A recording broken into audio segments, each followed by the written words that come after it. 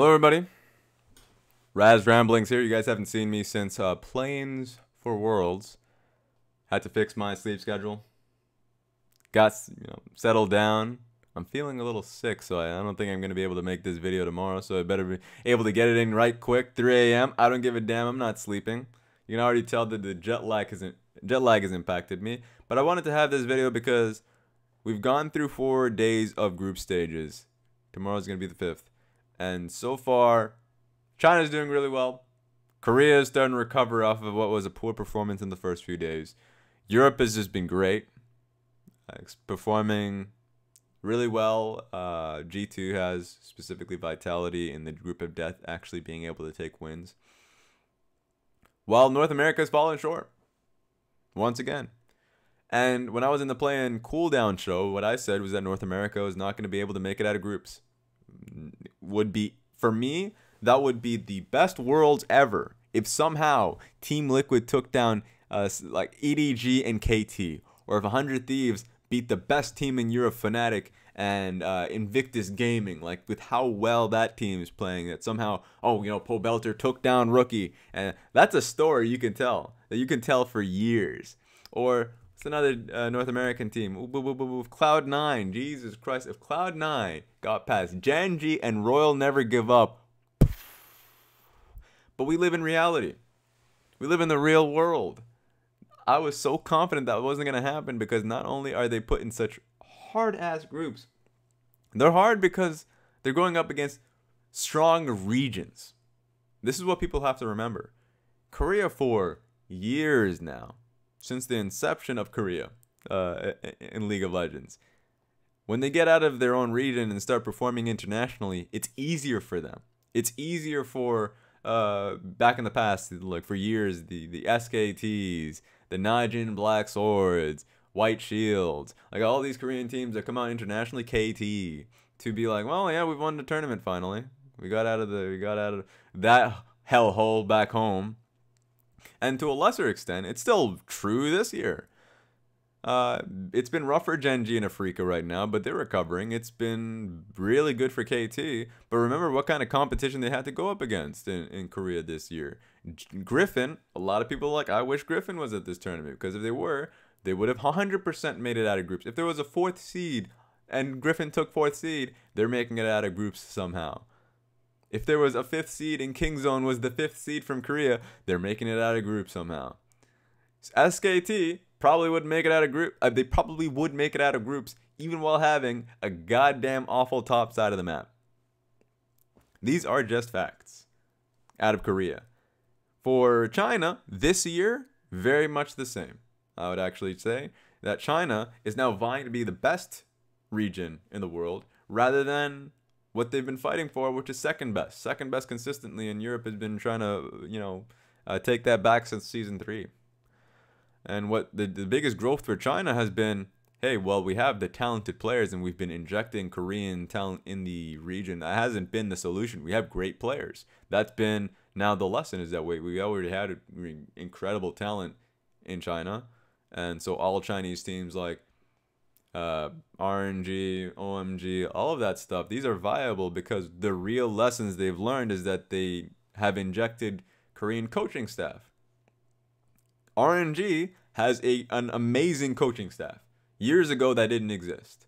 Right now, Hart, Kesman, like the list goes on with the analysts that they have for that team, are phenomenal, and that's a major reason, not only just challenging their jungler, of course, bringing in Karsa, that they are a powerhouse. Invictus Gaming, years ago, I'll just say 1 year ago, were a joke coaching staff-wise.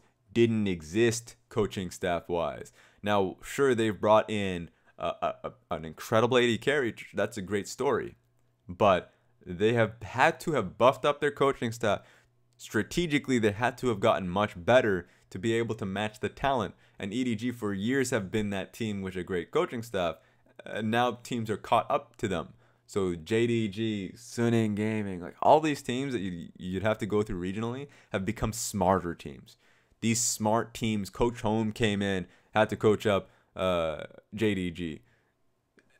Suning with I think it was Simsu. Like these are very strong teams now macro that did not exist at all years ago in the past, and it's been a meme internationally. It was the Chinese teams are great talents, but what is macro doesn't exist right now. It's completely a meme that is in the past. It's old as shit. It doesn't exist.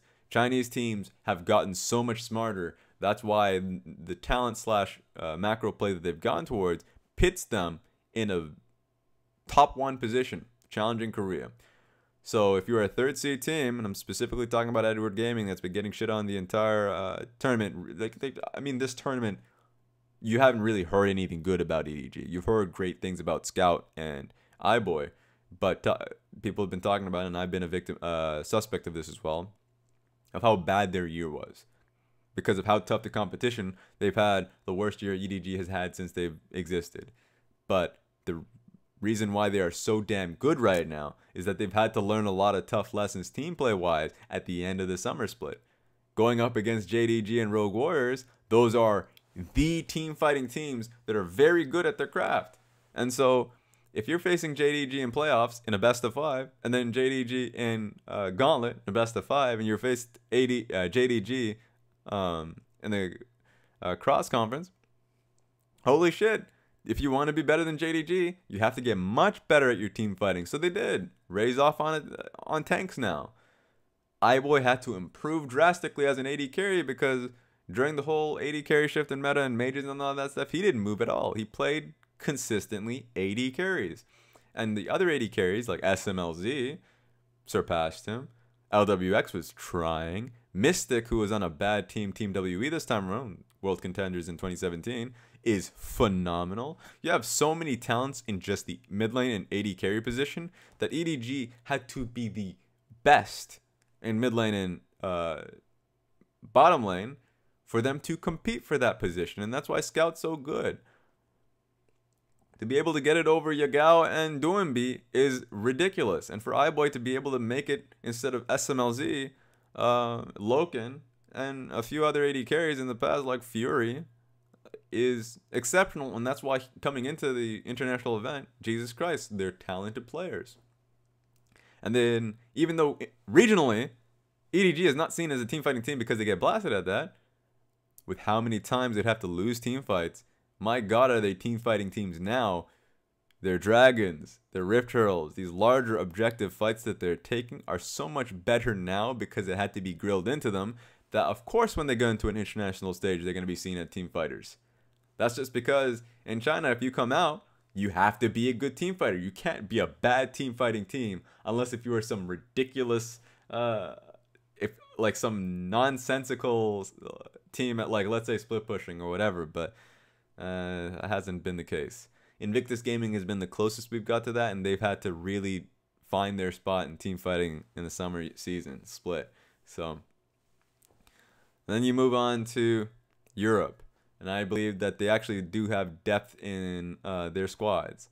I believe in Schalke. Schalke, if they had been into the international event, they would have done well, just as well as Vitality and G2.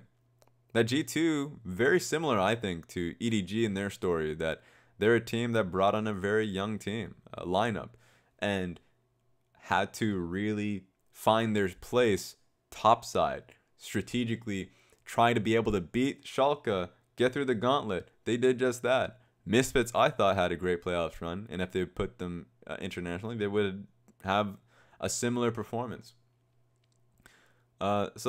And then if we're just talking about like the depth of talent of teams that I actually respect, just like their macro, I thought Splice, great players too from Duamne and Kobe, and I thought that their team fighting later on, not Chinese level, but going up against a North American team, LMS team, against a Korean team, they would be able to match and they would learn a lot. But then you go to North American teams, and I've watched a lot of North American games. I make the attempt to. I even VOD reviewed a lot of them to my to my viewers on my stream, and the quality games don't exist. Like, let's just talk about TSM because that's been a major topic about TSM. If they had made it instead of 100 Thieves, or 100 Thieves has been a real team that people have been trying to throw shade at. If 100 Thieves and TSM swap places, TSM still not making it out of groups. That's just not happening. They're not going to be better than Fnatic. They're not going to be better than Invictus Gaming. They've had too many problems, and unless if you're just a really just a tunneled-in fan on TSM, you will not see that. That their plays, their team fights are atrocious, and their side lane understanding or just lane assignments just were not world class. They have great players. I'm not saying they don't have world class players. You put them in an international, and it will be fun to watch TSM games. But if you're talking about them being the North American team that'll get out of groups or perform better than the current representatives, that's not the case. And then you move past that. Let's say the next team, Echo Fox, would they do well internationally? Hell no. No. They have great players. Huni, I think Lost is good. I think Demonte has like real good points as well. 100% Dardoch. But they don't have, like, their team play is not there. They're too new of a team, honestly. Forming together. Had they had more time, excellent. But they don't. They don't have any experience right now. And I think that the team play, not there. Team fighting, not co-synced. Just a lot of problems team play wise that they don't have. 100% no on Clutch and no on, oh my goodness, what am I thinking? FlyQuest. This split for North America has been very bad. If you're comparing regions, if you're watching North America, EU, China, Korea, and Taiwan, you just, by far, LMS and NALCS have not been impressive. And so I know that a lot of the fans will throw shade at the teams that made it, the Team Liquid, and be saying, hey, you know what, you guys are playing too much Fortnite, and I know Cloud9 has been, like, I've seen a few of the interviews, you guys are playing too much Warcraft, but they were the best in your region, and they made it there, and they put in a lot of effort, triple blocking, all that good stuff. They got to that stage because they were the best. The problem was that they were learning new lessons on an international stage. Had they played 6 more hours every day of solo queue, would that have worked? To a lot of the criticisms that I've seen on Reddit, hell no, that wouldn't work. If they had played more games on the domestic stage, let's just say we have best of 11s in North America, would they have gotten better? No, the games are like the team play was still bad. And I don't want us to get to the same discussions as a circular discussion of best of 1s versus best of 3s because it's still not good enough. The teams that were left behind in North America need to level up. And that's my major point coming down to the topic at hand, is that while North America has the worst of the major regions solo queue, while North America, the top teams when they come through at international stages, it's rough, really rough. I think more push, more criticism needs to be levied to the teams that are left behind, to the level of play that's in their own region. Because I've been in play-ins, and numerous times the story has been, hey, you know what, the Taiwanese team, or the Oceanic team, or the Latin America South team, like, they're great, but they can't be learning lessons on, like, when they get here on the final week. If you're doing a final exam at whatever school you go to, you're putting in the consistent work throughout the year. You have to be disciplined enough. You have to know what the questions are, have to fully understand them before you get to the final exam, because you can't just cram the week and a half. You might be able to pass, but you won't be able to make yourself happy. You're not going to be happy with the result that comes through.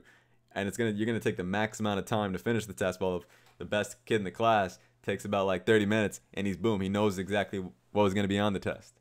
He studied it throughout. So that's my major thing as a fan. If you're a fan of North American League of Legends, all of the things that you're throwing out there, yeah, I mean, it's bad. It's rough on that street. But when it matters, when it counts, the teams in your region have to be strong enough to teach your representatives the toughest lesson. That's it. Thank you. And have a good night. It's 3 a.m. for me.